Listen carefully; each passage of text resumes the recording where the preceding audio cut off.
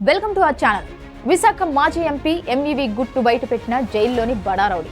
వైఎస్ఆర్సీపీ మాజీ MP MEV Satyanarayana తాను పదవిలో ఉండగా చేసిన పాల్పడ్డ అక్రమాలు ఇప్పుడు ఆయనకి ఇబ్బందులు కలిగిస్తున్నాయి.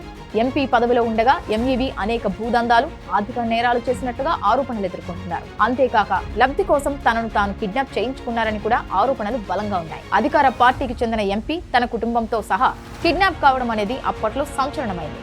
ఈ వ్యవహారంలో ఎన్నో అనుమానాలు వ్యక్తమవుతున్నప్పటికీ అప్పుడు వైసీపీ ప్రభుత్వం కేసును లైట్ గా తీసుకుంది. ఇప్పుడు ఎంఈవి సహా ఫ్యామిలీ కిడ్నాప్ కేసు పునర్విచారణ జరిపే అవకాశాలు కనిపిస్తున్నాయి. అప్పట్లో పోలీసులు పూర్తి వివరాలు బయట పెట్టకుండా డబ్బుల కోసమే కిడ్నాప్ జరిగిందంటూ తేల్చిపడేశారు. ఆ ఘటనపై ఎన్నో అనుమానాలున్నాయని, పునర్విచారణ చేయాలని టీడీపీ డిమాండ్ చేసినా పట్టించుకోలేదు. సాధారణంగా ఎంపీ స్థాయి వ్యక్తి కుటుంబంతో సహా కిడ్నాప్ అయితే అది పెద్ద సంచలనం అవుతుంది. అలాంటి కేసును పోలీసులు తీసిపడేశారు. ప్రస్తుత కూటమి ప్రభుత్వం ఆ కేసు మిస్టరీపై ఫోకస్ చేసినట్లు తెలిసింది.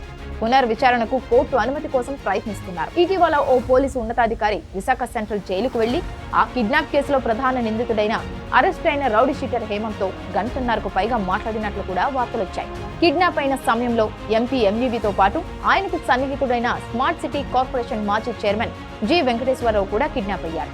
ఇప్పుడు జైల్లో ఉన్న రౌడీ షీటర్ హేమంత్ తో వారికి సన్నిహిత సంబంధాలున్నాయని చెబుతున్నారు. వారి సంబంధాలపై పోలీసు ఉన్నతాధికారి జైలుకు వెళ్లి ఆరా తీశారు. హేమంత్ చెప్పిన ప్రకారం ఎంఈవి, జీవి అనేక సెటిల్మెంట్లు తనతో చేయించారని, ఒప్పందం ప్రకారం తనకు ఇవ్వాల్సిన డబ్బు ఇవ్వలేదని అన్నారు. పైగా కేసుల్లో ఇరికించి జైలుకు పంపారని చెప్పారు. ఆ కోపంతోనే కిడ్నాప్ చేశారని హేమంత్ విచారణలో చెప్పినట్టు తెలిసింది. అదే నిజమైతే ఎంఈవి, జీవీలకు ఉచ్చు బిగిసినట్లే అవుతుంది. హేమంత్ గ్యాంగ్ తో సాధించిన భూదందాలు, లావాదేవీలు, ఆర్థిక నేరాలపై కూపీలాగనున్నారు. హేమంత్, అతని స్నేహితులు కొందరు కలిసి గతేడాది జూన్లో ఎంఈవి కుమారుడు శరత్ ను ఆయన ఇంట్లోంచే కిడ్నాప్ చేశారు.